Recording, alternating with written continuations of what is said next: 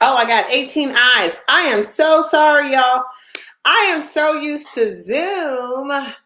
I thought for sure I was going to hear somebody chime in like, boop, boop, like I thought for sure. We got 21 people in the house.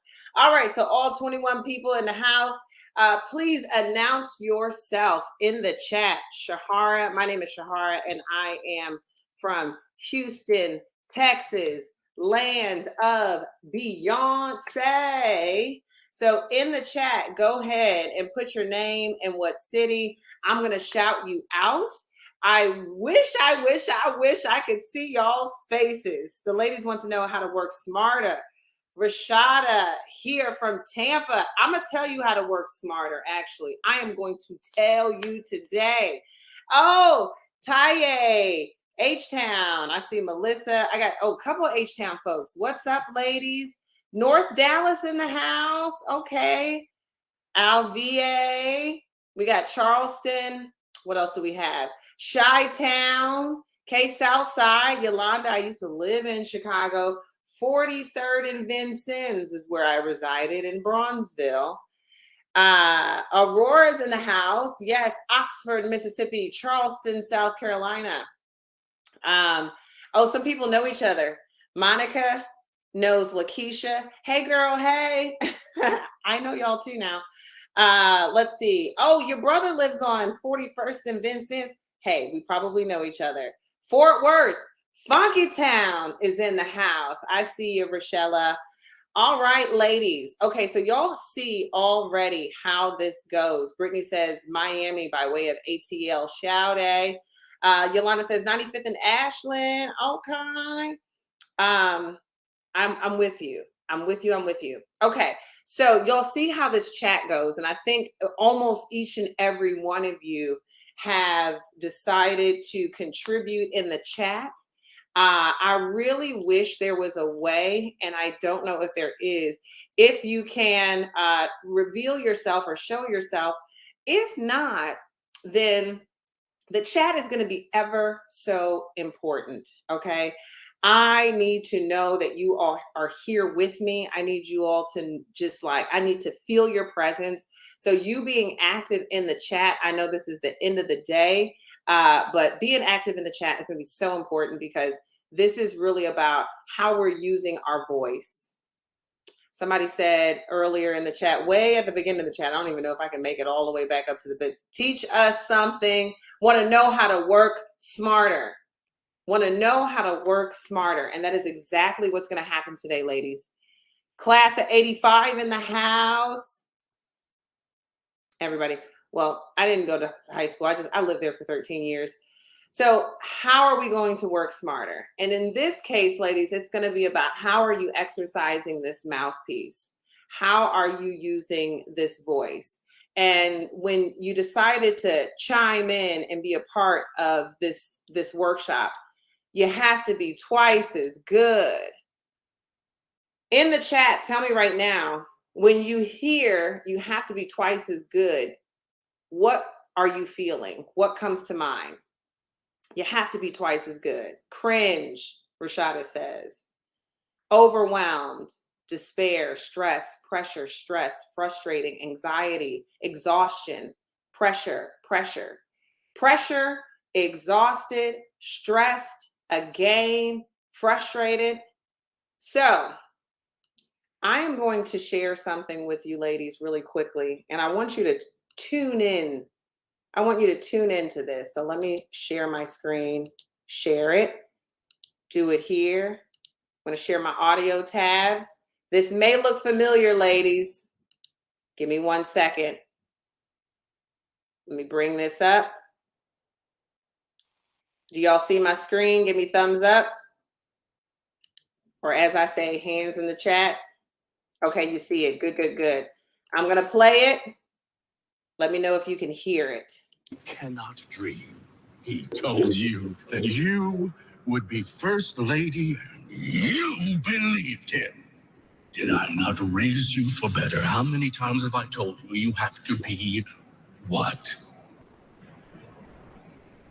You have to be what?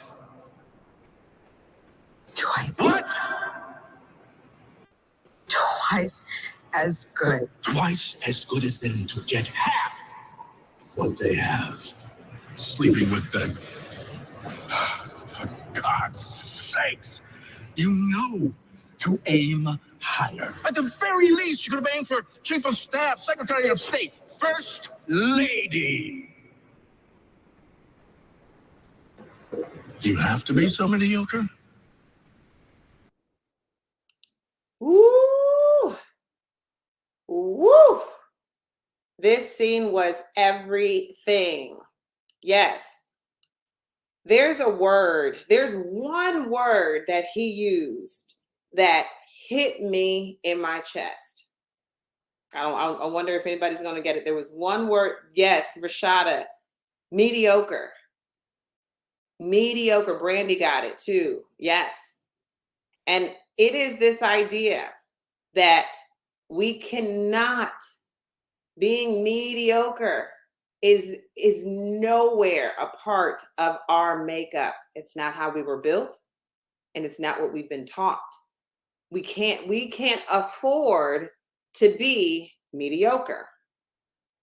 So therefore, we hear you have to be twice as good.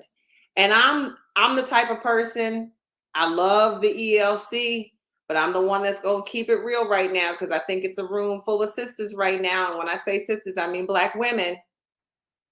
But when we say we have to be twice as good, it's not just twice as good as us. It's not just twice as good as my sister. It's not just twice as good as my own community, my own culture. We have to be twice as good as white people. Did anybody say white people today? Can I just let it off my chest? Let me go back and see. Yes, come on. I had a coach say to me when I was 16, and I still hear this voice in my head to this day, and I'm 56. And so I want to share, I do have a deck, y'all. I do have a deck. I'm going to share it right now. I am going to put this up so that you all can see. Let me put it in my presentation mode. You have to be twice as good, right? That's me. My name is Sherhara. I'll tell you a little bit more about myself a little bit later, but we're getting into this conversation, right? And I say, did you hear it quite like this? And I see many of you in the chat, you're saying you heard it. You heard it when you were 16. You're 56 and it still rings true. Why? Because you have also been reminded of this, okay? You have to be twice as good. I'm going to let that sit there for a moment. But I want to ask you, and I want to put it in the chat. Somebody already said, heard it when they were 16. Now they're 56. Where did you learn this? Where did you learn this? Let's see. Oh, let me get caught up. Oh, goodness. In the military, at home, television first. Jennifer says her parents. Monique says, my whole life I've heard this. For everything I do, at home, parents. Hey, T. Hudson, love you too. We all know the bar of measurement keeps changing. Candace says, thank you for saying white people. You know, we be in these rooms full of Black people, and then we still talk about them like they're still here. They're not here, but we know who we're talking about. We're talking about white people. And to soften it, I always say my white brothers and sisters, right? Who else? Where have we heard it? Michelle says that she heard it from corporate. Lisa, your grandmother. Sylvia says your parents. Audrine, workplace. I felt it first. Ooh. Shantria. I think that's right. My name is Sherhara, y'all. So trust me. People don't ever get my name right. Sherhara, I always say it sounds like a small country somewhere in the world that we've never heard of, but my parents were ambitious. So please forgive me. Miss Bryant, I felt it first. I also wish that we could totally like come off camera and talk about this, because these are concepts that we have to overcome. And the reason why you have to be twice as good is our subject matter today. And trust me, we are definitely going to get into how this concept, we're going to transform this concept so that we're no longer feeling, so that we can start to move from feeling exhausted and stressed and anxious and tired and frustrated.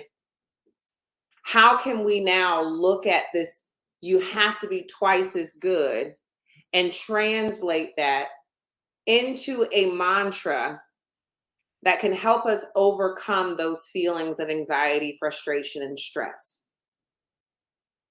The challenge we have is we come together in these spaces and we are creating solutions for us to better navigate an environment that is slow to change, and that we collectively work together to change it. But sometimes, even with all of our collective power, all of our collective knowledge and expertise, there's still a landscape that exists within corporate America that still requires us to still have to be twice as good.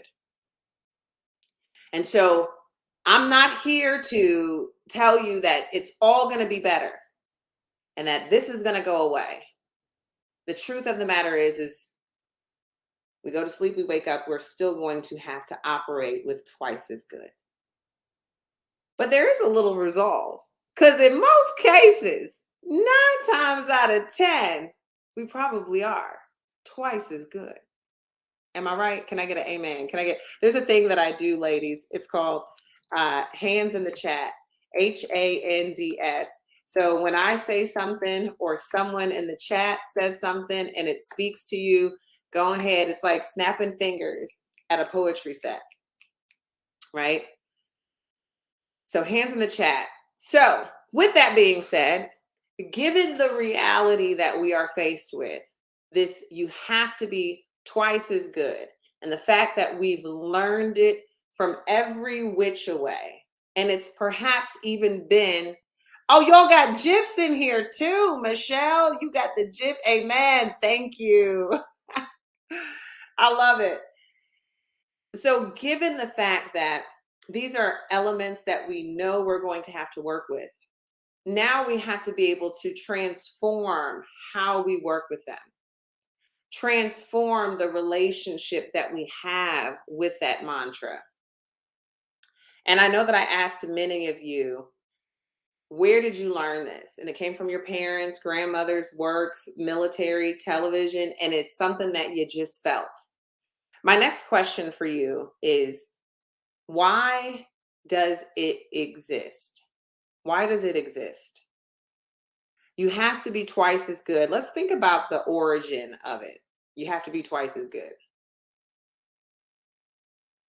Why does it exist? Go ahead and share in the chat. And I'm going to take some time here because I really want you all to share your thoughts. And if you want to write a paragraph, if you want to write 3 or 4, maybe 6 sentences, go ahead and write that. Kimberly says, I think origin was for survival, racism, self-preservation, trying to make up for our Blackness and the negative perceptions of being Black. Candace, hold on to that thought for a second. These negative perceptions, I may need to write a note for myself. Negative perceptions. Opportunities. Suzanne says, it's a way to control our movement. Geely says, bias. Destiny says, generational disadvantage that has been placed in the U.S. The gap of opportunity. Yolanda says, to overcome being overlooked, to push us to keep pushing. Kay says, to defeat the origins that date back prior to slavery, that we were less than, we have to be twice as good. Yep. Envious of our success. Inherent belief by someone that we are less than. Racism, stereotypes. We think that we have to be perfect to exist in this world. We have 2 different starting lines. Yes, because others are insecure. Everything y'all are saying. Fight to be better than the previous generation. Most underrepresented group. And what I'm going to go back to is, I believe that was Candace, trying to make up for our Blackness and the negative perceptions of being Black. because being just as good wasn't enough, because we have to overcome the stereotypes, the negative perceptions, their beliefs, and just what they make up. So I do really like that, just trying to make up for our Blackness, because even if we were right on page, A student, great leader, because of how they perceive us, we have to work even more, almost to get them to look up, right? And so that is such a challenge when you think about why it exists. And of course, many of these things that you mentioned, underrepresented group, inequality, trying to show that I'm one. Woo! Shantara, write in the chat phonetically how I should, Shantria. Shantria? Shanatria. Shanatria? Write in the chat phonetically how I can pronounce that. Trying to show that I'm one of the good ones. Respectability politics, is that what I'm hearing? My goodness, heavy on the good ones, Keely says. The talent is equally distributed, the opportunities are not. Shanitria. Oh, Shanitria. I got it. Shanitria, got it. Brittany says, I think it exists because it's true. Historically, Blacks have been considered less than others. Think about 3/5 language in the Constitution. And you're absolutely right. Whether we felt that or not, it was constitutionally how we were perceived, right? So all of these things add up. So what I'm going to do now is I'm going to utilize a feature here in Hopin. And when the ELC said we're going to do this in Hopin, we did as many test runs as we possibly could. But this is the first time that I've been in a room with more than 4 people. And with 4 people, when we were testing, we could not do the breakouts. So bear with me, ladies. We are going to move into a breakout. And I'm going to share with you momentarily what I want you all to discuss in the breakout. But let me figure this out. Organize for people in a room. Great. Lord have mercy, y'all. I was chatting with people and I was seeing, y'all, I was talking to myself.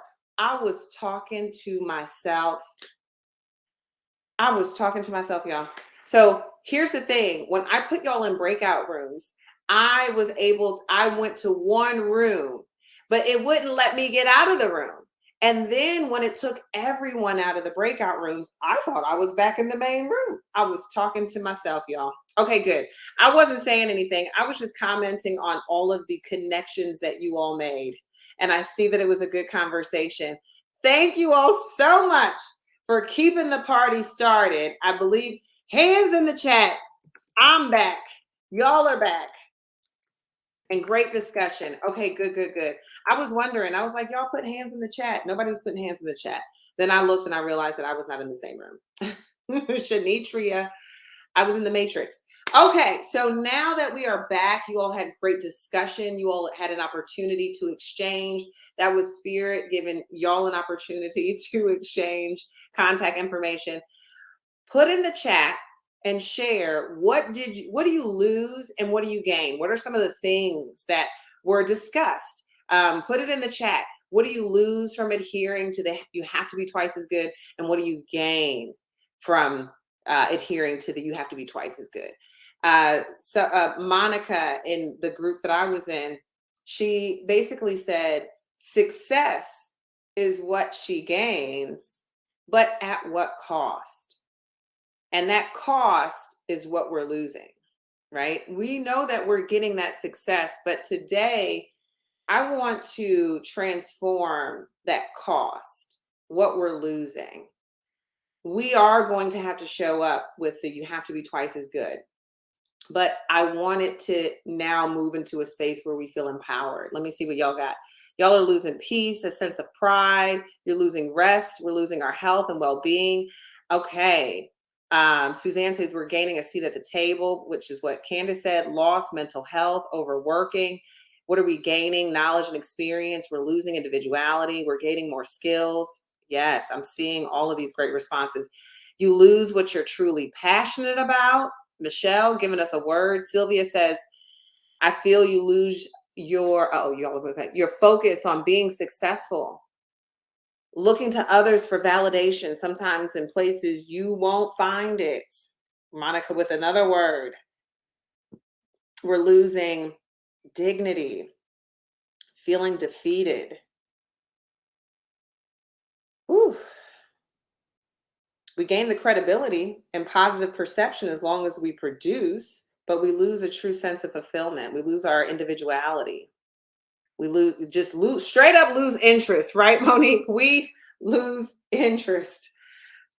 And if we're losing interest, we're not committed to the work. If we're not committed to the work, then it's not as fulfilling. Monica gives a hug to all her corporate sisters, losing the joy in the work. And the reason why I outline this about what is it that you have to gain, right? What is it that you have to gain? And what is it that you have to lose? So that it becomes a very real, tangible thing. Because we find ourselves operating in this space and we find ourselves adhering to that you have to be twice as good. But at the end of the day, it becomes such a way of life that we forget that we're losing something from it. And because we are great, period, those gains will continue to gain. But the symptoms of you have to be twice as good goes back to what Monica said, success at what cost? And many of the things that you all talked about are already here. Anxiety, perfectionism, imposter syndrome, this head down and work, the burnout, the exhaustion. I think someone said the overextending, the saying yes when you actually mean no. Hands in the chat. Does that resonate with anybody? Right? You're thinking about many of these things. And what I want to offer you, and now this is finally getting into the meat and potatoes, right? What someone said earlier about, what's Michelle with the gist. Thank you. You feel like you can't say no because you're adhering to this. You have to be twice as good. Volunteering for stuff I don't really want to do, right?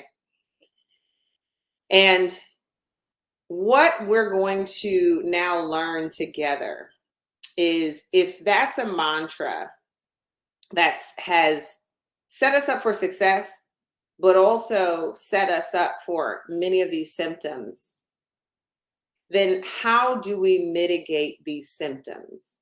How do we negate these symptoms?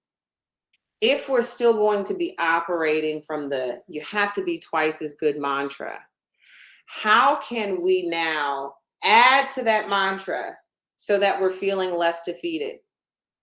So that we have the confidence to say no when someone asks you to do something and you really don't need to. How else can we create a mantra for ourselves that remind us that I don't need to volunteer for this event, so I won't overextend myself?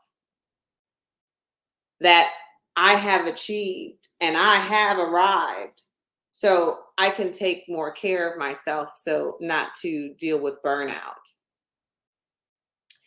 The other thing that's on here is that put your head down and do the work. Is anybody guilty of just saying, I put my head down, I get the work done, I produce, I perform, my numbers are great?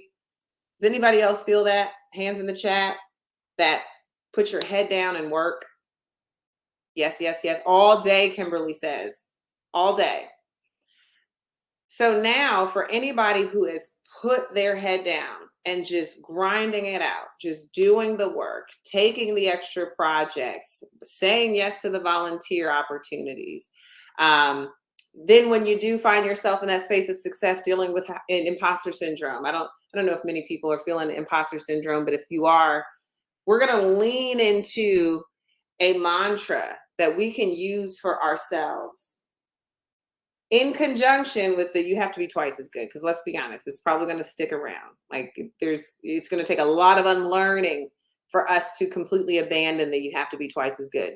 So how else can we pour in our cup This is like the professional self-care that I'm going to introduce to you. And it's not lighting a candle. It's not drinking your favorite glass of Pinot Noir, red wine ladies, where you're at. And it's going to be a form of professional self-care that does a lot of things. And in fact, I want you to write this down because this isn't in my slides. What I'm going to share with you next isn't in my slides. But this new mantra that I'm going to share with you, probably in this next slide, it's going to help mitigate many of these symptoms that you're dealing with. But write this down. It's going to help. Oh, wrong thing. It's going to help with your influence, help with growing your influence, and it's going to help with your visibility. Anybody interested in growing their influence and increasing their visibility? Brittany says, I always remind my sisters and friends to give themselves grace. Yes. Okay. So now this is where y'all want to start taking notes. We've done the legwork. We understand that you have to be twice as good. We understand some of the pros, true, but we also understand that success at what cost and the things that we're losing, our peace of mind, right? So now I think my next slide, I always try to stick to my slides. Oh, I didn't know that those highlighted. Y'all, me and technology. And like I said, the unfortunate truth, this mantra isn't going anywhere. And you still have to be twice as good. But on the bright side, let's create a new Black mantra to re-envision. And this is what I call the tiring tap dance of corporate meritocracy. The tiring tap dance of corporate meritocracy. And the reason why I bring this in here is because it's associated with that other thing that we've learned. You have to be twice as good and put your head down and do the work. Put your head down and do the work. Right? And that there's this magical thing that's going to happen called based on my merit, I will be respected. I will be acknowledged. I will be promoted. I will get the stretch assignment. I will be invited. I will get the seat at the table. And I call it a tiring tap dance because that's what it feels like sometimes, that we're constantly tap dancing just for the merit of our work to be honored and appreciated for as great as it is. And then we go back to putting our head down. Rashada says, no, Candace says, my feet are tired, just to be recognized. I want you to see how all of this comes together, that you have to be twice as good, that you put your head down and you do the work. And this false narrative of meritocracy that exists in corporate America. And how do we overcome all of that? And we do that through this thing called self-promotion.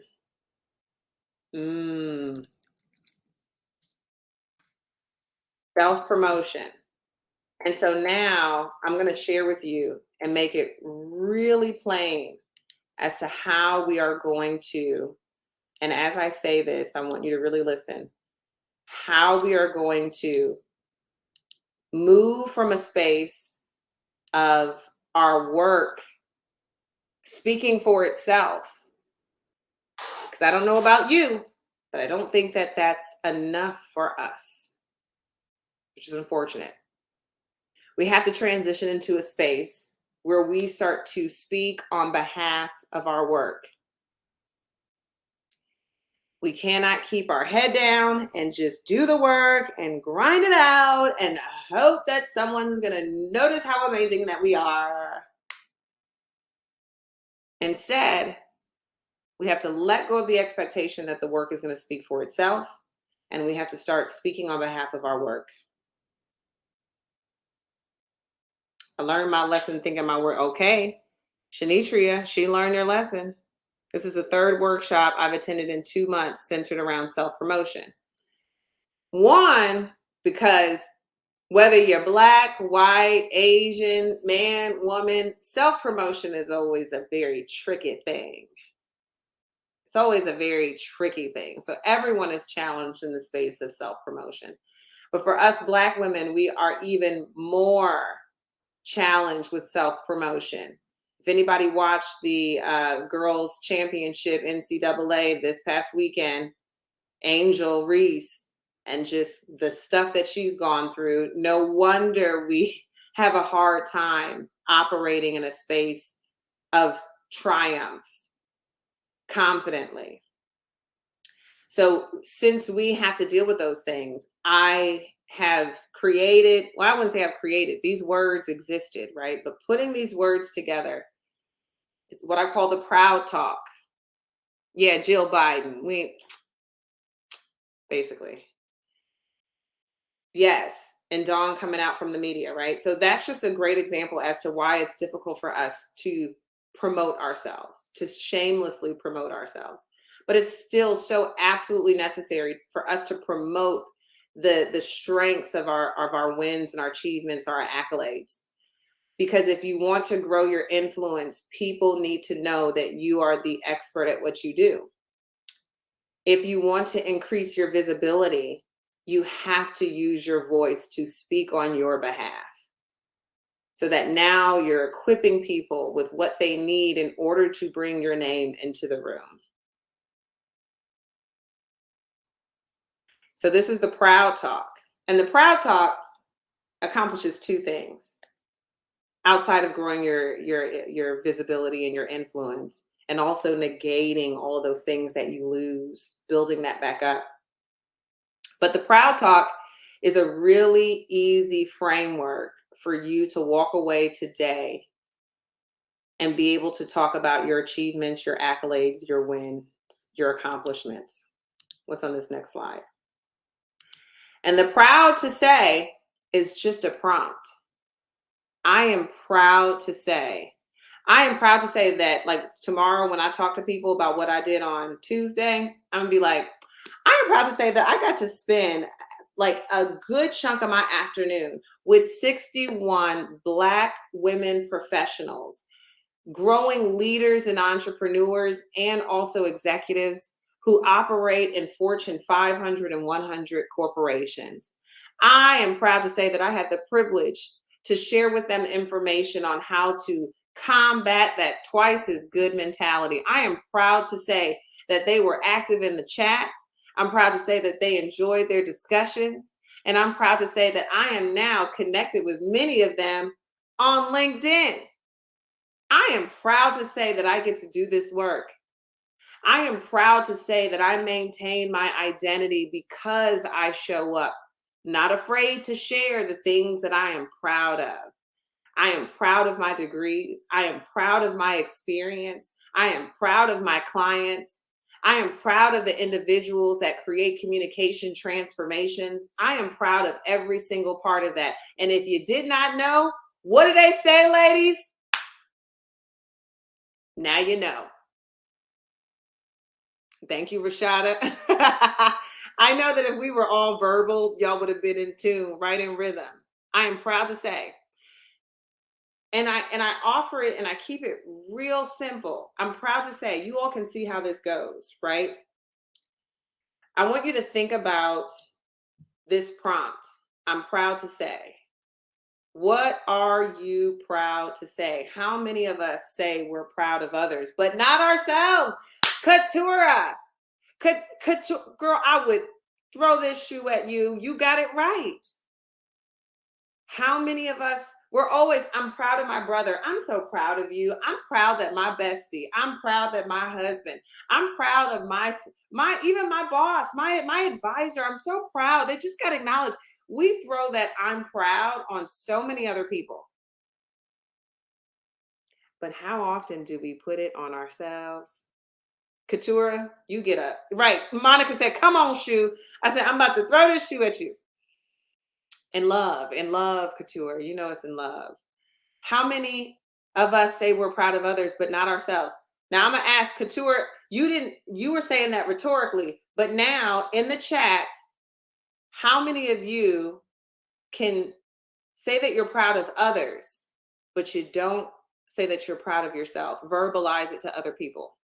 How many people are culprits of this? It's hard. Facts. Do it all the time. Yes. So The power behind this prompt, I'm proud to say, and this comes from a larger training that I offer. And I still haven't told y'all nothing about myself, but we beyond that. We're cousins now, okay? But my company is called Speak House, and we offer communication coaching to companies at scale, teams. But in that space, they're building up leaders. We're moving them from individual contributors and moving them into people leading roles. So you're good at doing the widget, but now you have to manage people. Now, how do you gain trust? How do you get buy-in? How do you, move with authority, right? It's how do you translate your experience and your expertise? But sometimes to do that, you don't want to use I. We often use we. Oh, our team, we accomplished. Oh, our team, we completed. Oh, our team, we generated, right? And we lose ourselves in the we. But we have to start stepping from the we and reminding ourselves as to what are my achievements? What are my accolades? What are my accomplishments? What milestones have I recently hit? Kiera says, I can't stand we. Me either. We use we far too much. We can afford to not use we. I'm not saying don't use we, but what I'm saying is you're in great practice of using we. You are not in great practice of using I. So move your focus to using I. So I'm proud to say, and think about that one thing that you did. The other thing that I'm going to mention before we go into breakout groups, because I'm going to give y'all another breakout group today. And I wish that we were all verbal, because the power of sharing this verbally, it's game changing. I'm proud to say, in the same way that Couture mentioned, it's easy to say, I'm so proud of you. I'm so proud. I'm so proud of my friend. I'm so proud of my this. I'm so proud of my this. When you say I'm proud to say, it positions people in a posture to want to celebrate. It makes people say, it neutralizes whatever horn you about to toot. I'm proud to say. And then people are like, oh, what are you proud to say? What are you proud of? There is an esteem, there's a grace, there's a love that comes with proud. So when you say I'm proud to say, anything that you were afraid of tooting your own horn at, I'm proud to say, use that. Okay. Everybody with me on the proud to say? Okay. I think y'all got that. The next part of this is I'm proud to say. Now think about your achievements, your accolades, your wins, your accomplishments. Think about your milestones. Some people have books. Some people keep Post-it notes. Where are my Post-it? I don't even know where my Post-it notes are. They're right here on my computer. Does anybody keep up with their achievements, their accolades, their wins, their accomplishments? Does anybody want to share? Because I know somebody here in this room already has an award book. What did Kenyatta say? Oh, I missed it. Let me see. Oh, it's so tough because we confuse being proud of ourselves with not being humble. So there is a quote that my dear friend shared with me. And I'm going to share this quote with you when we get back to that Kenyatta. A little bit later, I'm going to share this quote about this humble thing, right? I'll come back to that. Tanya says, I have a brag folder in Outlook. Come on. Erica says, I keep an Excel sheet. Couture says, I used to keep a praise folder. I'm at a new job. Got to start one. Come on. Monique says, we have to, sorry, y'all. We have to for work. You need them for interviews at Coca-Cola. Yes. Jacqueline says, sadly, I don't, but I will start one today. End of the year folder in Outlook, right? So we all have these tools. Yes, I have a wins file. It makes it easier for year-end reviews. Year-end reviews, quarterly meetings. I want you all to bring these wins, these achievements, these accolades into everyday conversation, because that's how you grow your influence. That's how you increase your visibility. Now they gonna be checking. Yes, now they gonna be checking. I honor the African American vernacular English, okay? It works. It works. But I want you to bring these into everyday conversations. This, I'm proud to say, plus whatever achievement, whatever accolade, whatever win, whatever accomplishment, whatever milestone, whatever news you got, when you put that together, we're creating conversational stories that we can integrate into everyday conversations so that we don't wait till the end of the year, so that we don't wait until a quarterly review. You can do this on your Zoom meeting when someone says, "Oh, Monique, how's it been going, Monique? What's new?" People, y'all are just killing time waiting for people, right, to jump on the call. What are you going to say, Monique? Let me be your boss. Monique, so good to see ya. Yeah, Well, we're waiting for Bill and Karen. What's new, Monique? What's new? I want to see if Monique gets this. What do you say? I'm proud to say that I knocked that project out the park. Yes, that's your case study, ladies. Well, you know what, Bill? I'm proud to say, you know that account that we would blah, blah, blah, blah, blah. And remember when we do. Well, I am so proud to say that I was able to keep that client. We went through all of their audits and I identified this, that, and the other. And that's exactly what turned it around. Y'all see what I'm saying? Okay. So now that we have a good example, let me stop share here. Oh, let me make sure I don't have anything else on here. Okay, we're going to do this as a group. Okay. As a group, I want you to share to one another. Use the Proud Talk prompt to share your wins and share with each other. Okay. It's real simple. And I want you to go, and you may need to take a second for those of you who need to be like, what's the most recent win? What's the most recent achievement or accolade? Think about the last month. Think about the last 3 months. I am proud to say that I competed in a fitness competition. I got my body fat down to 17%. I had abs, y'all. I trained for 6 months. I was 150 pounds, stage weight. I am proud to say I was 132. Now I'm back to 150 because I like to eat. But it sits a little different. But I'm proud to say that I exercised the discipline to get my body in that condition, right? But that was in November. Now, most times what people would think, oh, that was last year. I can't count that. Yes, you can. Yes, I will share. Yes, I'll share my slides. I don't know where they're going to have me share them, but I'm sure that we can share them somewhere. What did the training entail? Find me on LinkedIn and we can talk about it. We can get a group going. We can talk all about my fitness journey. But the point I'm making is that was last year. That was last year. Just because it happened last year doesn't lose its relevance. All right, I'm here. Y'all made it back. I made it. I didn't go anywhere, right? I didn't go anywhere. So I am super excited. What a time had. Did y'all exchange not Instagrams? Well, Instagrams if you want to. I'm definitely going to share at this particular moment right now, before I even forget. Feel free. I'm just going to take a moment before we debrief and we start to share what we talked about in our discussions. Take a moment and share your LinkedIn's, and I know that you can do this within the Hopin platform too.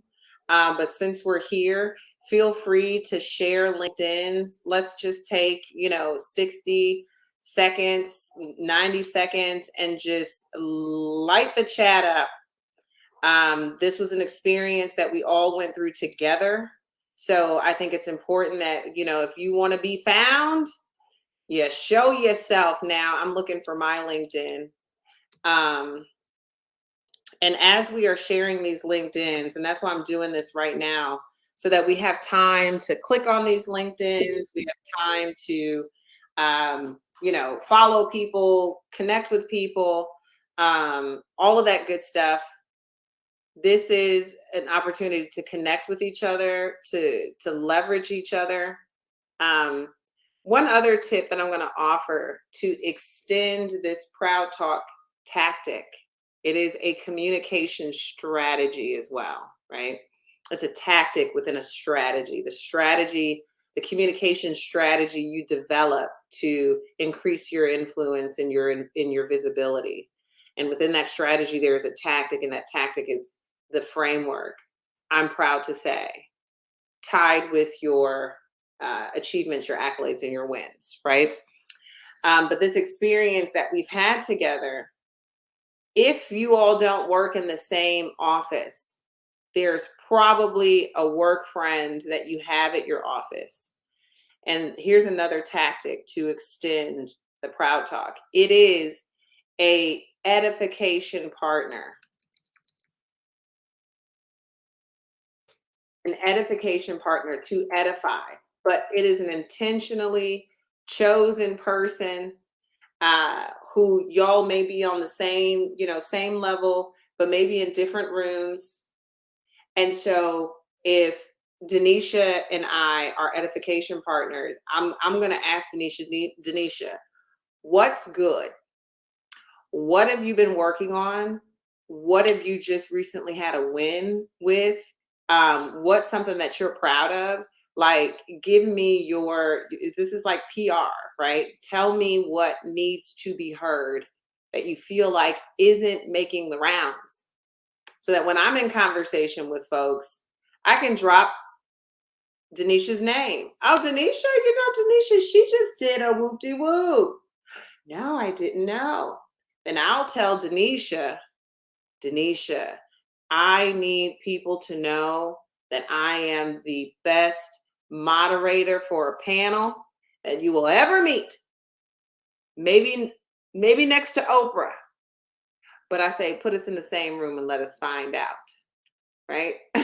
So I'm going to tell Denisha, what is a win? What is something that I'm proud of? What do I feel is something that's getting looked over? How do I amplify my voice? And that is through strategic partnership, right? But not just in the space of support, but equipping someone with what they need in order to amplify your voice. That's just something else that you can use. So when you develop your I'm proud to say, then tell it to your edification partner and say, bring that into the room when I'm not there, please. And vice versa. So now we got all of the Instagrams and the chats. I now want you to share. I'm proud to say, ... Hit it in the chat. If this was verbal, I'd be listening to everyone, but I can't hear you. So let me see it in the chat. What was that I'm proud to say? What is your I'm proud to say that you're going to be able to use today, tomorrow? Destiny says, I'm proud to say I finished my doctoral degree next year, right? And you could talk about that today. You're on the march. You're on the road. Congrats, Destiny. So that Zoom meeting, when someone asks you, hey, Destiny, what's going on? You know what I'm proud to say? It's been a long journey, but I finished my doctoral degree next year. Julie says, I'm proud to say I advocated for myself for a promotion and got it. Yes. Congrats. Yolanda says, I'm proud to say I'm successful bringing order to chaos. Yes. Now, my larger training for the Proud Talk, we get more specific, right? So now, bringing order to chaos, you can continue that conversation about the context. What was the conflict? What was the resolution? What were the metrics? What were the numbers? What were the before and the after, right? This is stuff that we would talk about. I'm proud to say that I am a senior leader at a Fortune 50 company. What, Monica? Fortune 50, right? And that's in a room full of people that you don't know. People say, oh, tell me a little bit about yourself. What do? You know what? I'm proud to say that I'm a senior leader at a Fortune 50 company. I know you heard of 500. I know you heard of 100, but have you heard of 50, right? Okay. Lisa, I'm proud to say I challenged myself and completed a half marathon. Whoop, whoop. Kimberly says, I'm proud to say I chair the DEI committee for our Women's Network Employee Resource Group. Yes. I'm proud to say this conference has given me new insights and wind beneath my wings. Fly, Jacqueline, fly. I'm enjoying myself here today, ladies. Let's see. Tanya says, I'm proud to say that I am the subject matter expert in my department. And I was told by my manager that I am the most important person on the team. Yes. Not you said, manager said, right?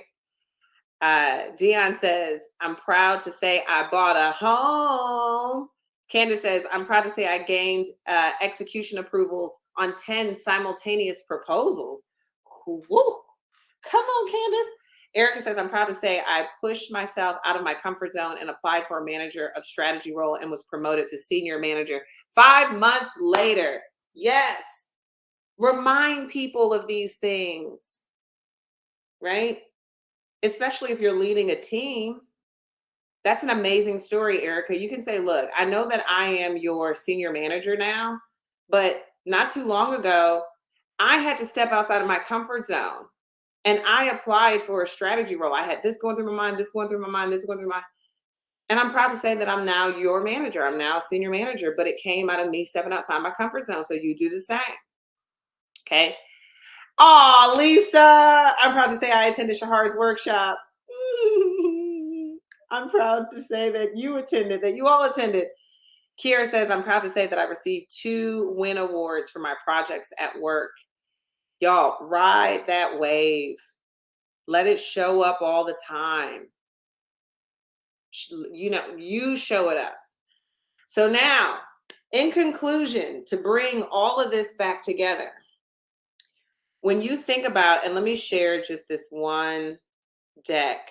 There's one thing to kind of sum all of this up. When you think about this proud talk in comparison to where we started, talking about you have to be twice as good. And we know that, but we need something else that's going to fill our cup back up. We need something else that's going to help to make us more productive and accomplished, right? And when you think about the I'm proud talk, I want you to think about what saying those words and connecting them to your achievements, your accolades, your wins. I want you to think to yourself what it accomplishes for you. When you think about what you gain and what you lose from the I have to be twice as good, I want you to think about, what do I have to gain and what do I have to lose if I don't use the I'm proud talk framework? But this starts to help you release perfectionism because you're reminding yourself of your wins and achievements. You're easing that anxiety because you're reminding yourself of the authority that you have. You're revealing more of your authentic nature because of these accomplishments and achievements are reflections of you. We can go down this whole list. Grows your influence. It challenges your imposter syndrome. Y'all quote me on this one. I don't know if I've heard it, but I've heard it, but it's a collective thought. It's not imposter syndrome. It's impossible syndrome. It's like nothing is impossible, right? Reinforcing boundaries. When someone comes to you and says, hey, can you do this? You better remind yourself, I can afford to say no because of all of these great achievements that I've had.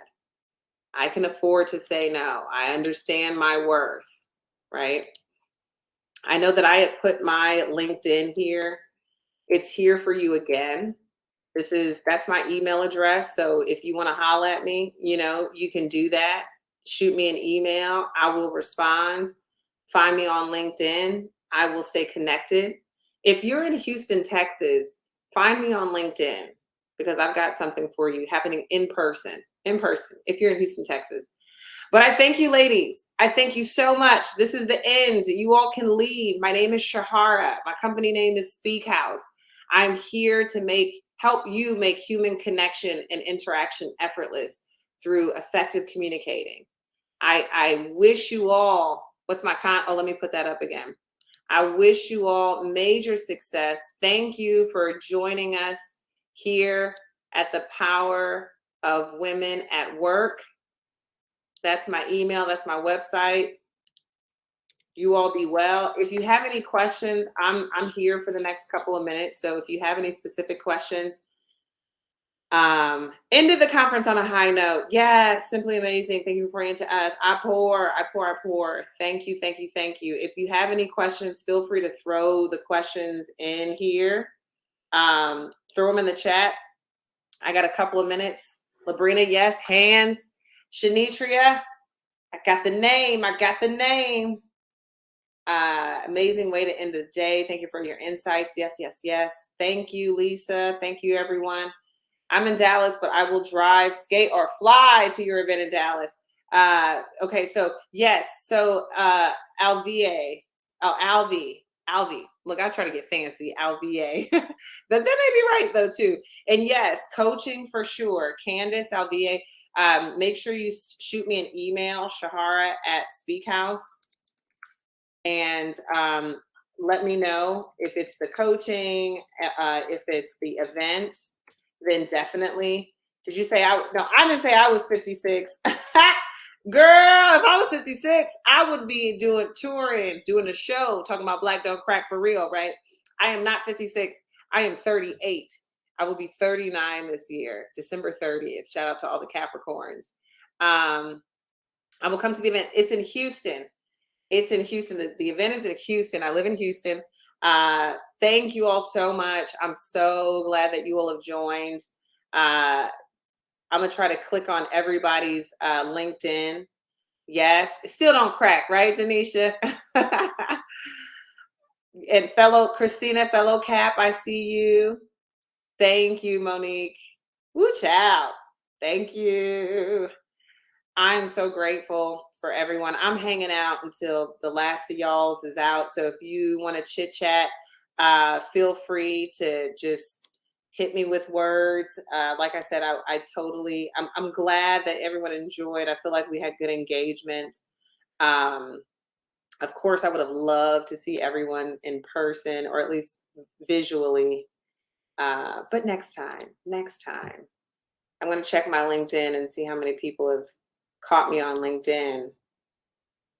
Janice, thank you. This is when I'll see you in Houston. Yes. So Alvi, I'll send you make sure you send me an email and then I can send you the event details for next week. It is about how to, it's about high performing teams across generations. You got Generation Z, Generation Y. Well, I guess that's kind of Generation Y or millennials, Generation X, baby boomers. We have it's a panel, but it's also going to be a mixed discussion. So I'll be facilitating that. So if you're in Houston, yes, we'll do. Cool. Let me go back through and get everybody's LinkedIn. I'm going to try to connect with everyone on LinkedIn. So hopefully I can catch people. Yes. Okay. Everyone's still kind of hanging out. I'll just chit chat until everybody's gone, but I know y'all may be networking, exchanging information. This has been so nice. Such a good time.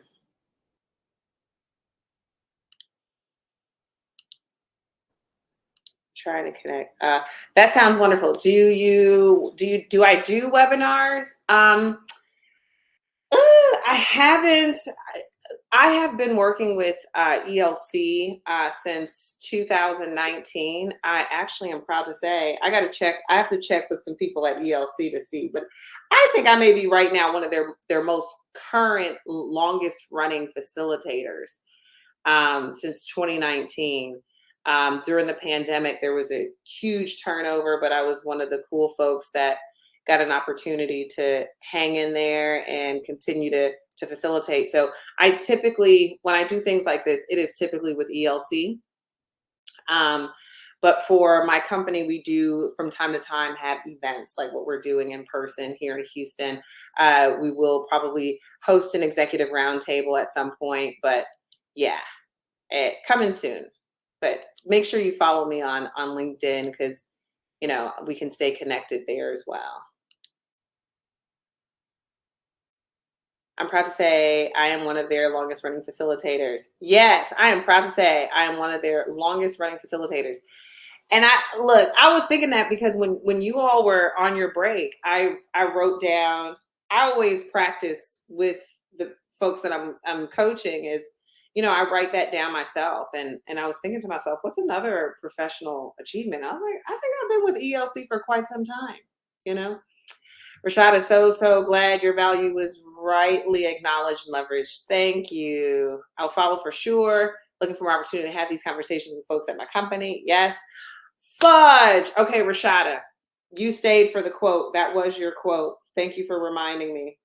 So here's the quote for the 17 of yous that are left. This is a little bit of icing on the cake. And one of my fellow facilitators, his name is Olu Burrell, and you all may have seen him at some point. I don't know if y'all are planning on doing like Leadership Development Week, but we'll be making an appearance there. And talking about humble. Modesty is about downplaying what you do well, while humility is about owning and accepting what you do well. Modesty is about downplaying what you do well, but humility is about owning and accepting what you do well. Yes, I am a great moderator. Yes, I connect with people quickly, right? Oftentimes we're thinking about, just that whole humble thing. It was another quote based off of this, no problem, Rashada, based off of the Angel Reese thing, where it's just like they expect us to be humble when we win, and they expect us to be modest or humble or modest when we lose. Like, what? We've had enough practice in the space of modesty. And quite honestly, I think we've had enough space in exercising humility. But now I think we really need to own and accept what we do well and be vocal about it. I don't know what that is, but something that needs to be done. All right, ladies, I'm headed out. It's been a joy. You all be well. I'll see you, as I like to say, in these internet streets. If you hadn't already, one more time, there's my LinkedIn. Connect with me, and we will keep our conversations going. Bye, everyone.